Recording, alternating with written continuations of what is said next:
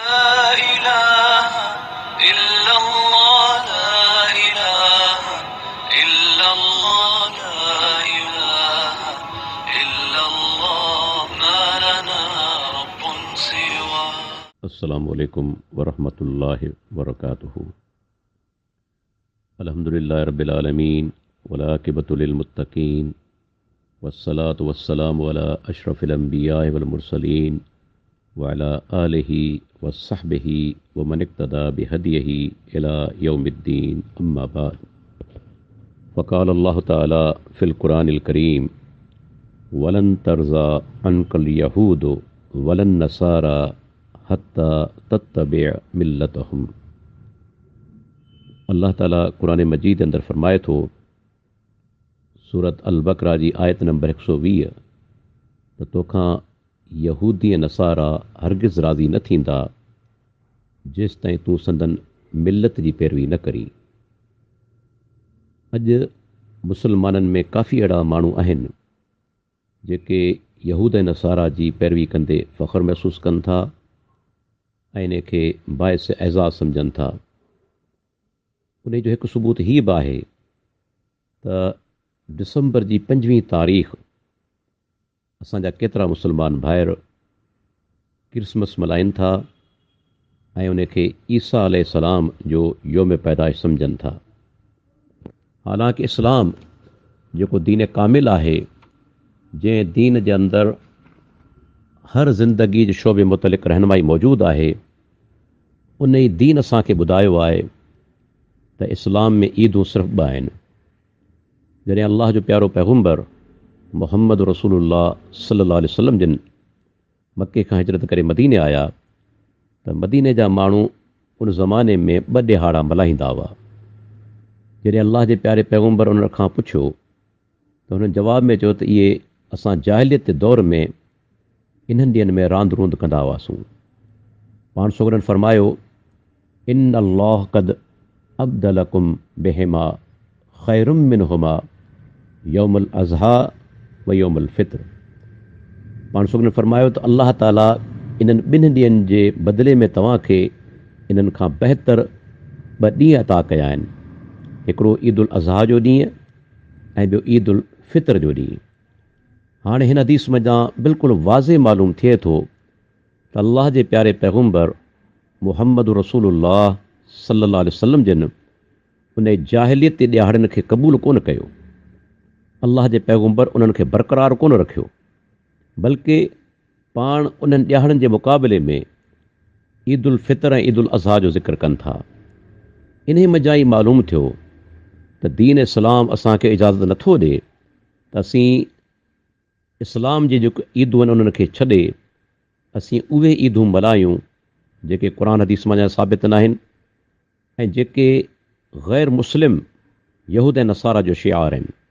इस्लाम असांखे उन्हनि जे मल्हाइण जी इजाज़त कोन थो ॾिए. उन खां अलावा ख़ुदि जेकॾहिं ॾिठो वञे त ईसाईनि वटि बि सैयदना ईसा अलैहिस्सलाम जी पैदाइश जी तारीख़ जे बारे में को हतमी या मुस्तनद सबूत मौजूदु न आहे.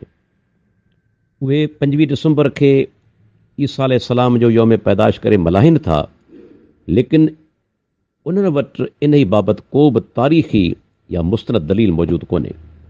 हता कि तव्हां ॾिसो एनसाइक्लोपीडिया ब्रिटानिका जेको दुनिया जो हिकिड़ो मञियल किताबु आहे, जेके माण्हू रेफरेंस तौरु पेश कंदा आहिनि, इन ई किताब जो 1995 वारो एडिशन मुंहिंजी लाइब्रेरी में अल्हम्दुलिल्लाह मौजूदु आहे. 32 जिल्दनि में आहे. इन जो जिल्द नंबर 3 ऐं सफ़ो नंबर 283. इन ई जिल्द में लिखियलु आहे: the reason why Christmas came to be celebrated as 25th of December remains uncertain. Britannica लिखे थो त 5 डिसंबर ते क्रिसमस कीअं मल्हाइजणु शुरू थी, उन जो सबबु अञा ताईं गैर यकीनी आहे. माना ख़ुदि ब्रिटेनिका लिखे थो त माण्हू इन खे 5 डिसंबर खे ईसा अलैहिस्सलाम जो योम पैदाइश करे मल्हाइनि था, पर इन ई मुतलिक़ को दलील कोन्हे. अञा बि इहा शइ हिकिड़ी गैर यकीनी आहे. इन मां ई अंदाज़ो लॻाए सघूं था त ही शइ जेका असां माना ख़ुदि ईसाइत जे अंदरि बि हिकिड़े क़िस्म जी बिदत आहे। बल्कि बटिनिका लिखे थो त पहिरियों दफ़ो इहा क्रिसमस जेका मल्हाई वई रोम जे अंदरि उहो 336 ईस्वी जे अंदरि, त इन मां असीं अंदाज़ो करे सघूं था त हिन शइ जो वजूदु सदियुनि ताईं कोन हो। जीअं असांजा अॼुकल्ह जा दौर जा मुस्लमान जेके आहिनि, अलाह उन्हनि खे हिदायत था फरमाए, सिर्फ़ु ईद मिलादुलनबी करे मल्हाइनि था, हालांकि अलाह जे प्यारे पैगम्बर, साहबा किराम, ताबईन, तबो ताबईन, मुहदसीन, सलफ़ सालहीन कंहिं बि इहो ॾियारो करे कोन मल्हायो आहे।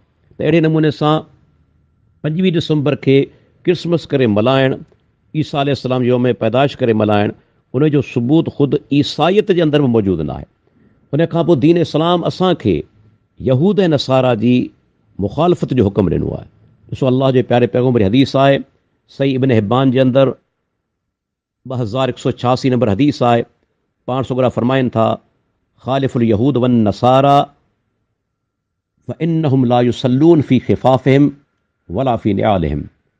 पाण फरमाइनि था त तव्हां यहूद ऐं नसारा जी मुखालफ़त करियो, उहे मोज़ा पाए ऐं जुती जे अंदरि नमाज़ कोन था पढ़नि, तंहिंजे करे तव्हां मोज़नि में ऐं जुती जे अंदरि नमाज़ पढ़ो। हिते अलाह जे प्यारे पैगम्बर बाक़ाइदे यहूद ऐं नसारा जी मुखालफ़त जो हुकुम ॾिनो आहे।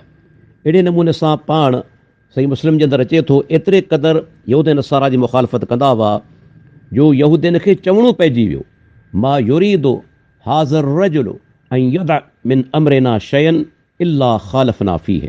मुस्लिम शरीफ़ जी हदीस आहे, 302 नंबर हदीस जो नंबर आहे त ही माण्हू मोहम्मद सल्लल्लाहु अलैहि वसल्लम चाहे थो त हर मुआमिले में असांजी मुखालफ़त करे। इन मां तव्हां अंदाज़ो लॻाए सघो था त पाण सॻोरा केतिरे क़दुरु यहूद ऐं नसारा जी मुखालफ़त कंदा हुआ। अॼु असां मुस्लमाननि जे लाइ ज़रूरी आहे त असीं अहले कुफर जे ईदनि ऐं ॾियारनि जी मुखालफ़त करियूं। जेकॾहिं असां उनजी हिमायत करियूं था ऐं मल्हायूं था, इहा शइ उन्हनि जी हिमत अफ़ज़ाई जो बाइस आहे, बल्कि उन्हनि जे दीन जी तबलीग जो हिकिड़ो ज़रियो आहे। छो त जॾहिं तव्हां ग़ैर क़ौम सां मुशाबत कंदा त आहिस्ते आहिस्ते ग़ैर शऊरी तौर ते उन्हनि जी मोहबत दिलि में पैदा थिए थी ऐं उन्हनि सां हिकिड़ी उनसियत पैदा थियो वञे, जेका दीन जे लाइ इंतिहाई हानिकार आहे, ज़हर क़ातिल आहे। तंहिंजे करे असांजे वॾनि वॾनि आलिमनि इन ई क्रिसमस जो रद्द कयो आहे।